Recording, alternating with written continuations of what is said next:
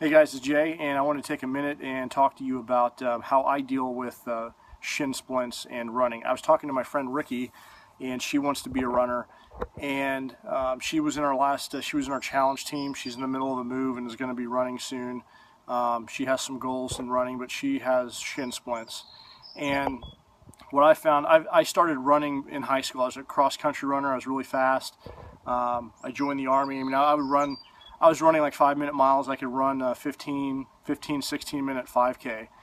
Those days are long gone, but I'm still pretty fast. And I only run, I think in the last month, I probably run maybe once or twice a week. When I do run, I make it count. So it's high intensity, interval training, push myself pretty hard. But I cross-train another. I mean, that's ultimately what got me into cycling, was I couldn't run. You know, I've ran a couple marathons, and it just, my body cannot take it, which is another motivation for me to drop some weight. When you run, you're putting 10 to 12 times your body weight on every time that you stride, and your stride impacts the ground. And it compounds itself when it's depending on the surface that you're on. If you're on grass versus concrete versus asphalt, I think concrete's like absolutely the worst surface to run on.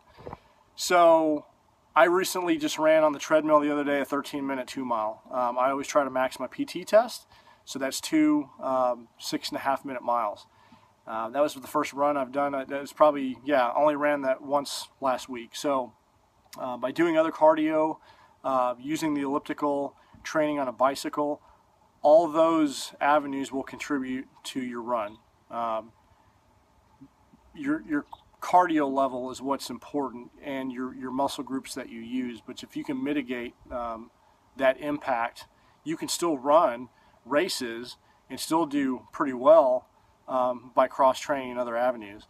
Pool running, I know it's not very popular, but my podiatrist Jackie Shin, she's a huge runner.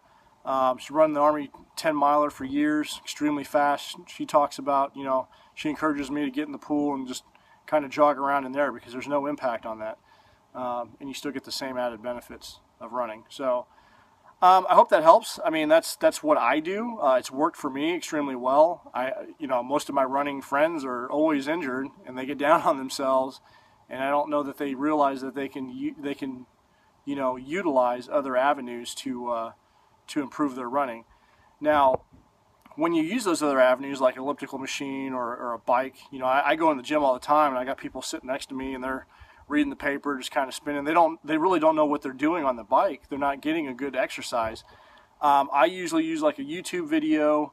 They're cycling high intensity cycling workouts, and I get absolutely smoked on the stationary bike. That's what you need to do to be able to translate your effort there into running. So hopefully that helps. That's what I do. And if you have any questions, or if anybody else has anything to offer up, I'm all ears, because I know most people that run regularly have to deal with injuries. So maybe you have a trick or technique that you use, but that's what I do. So hopefully that helps. See ya.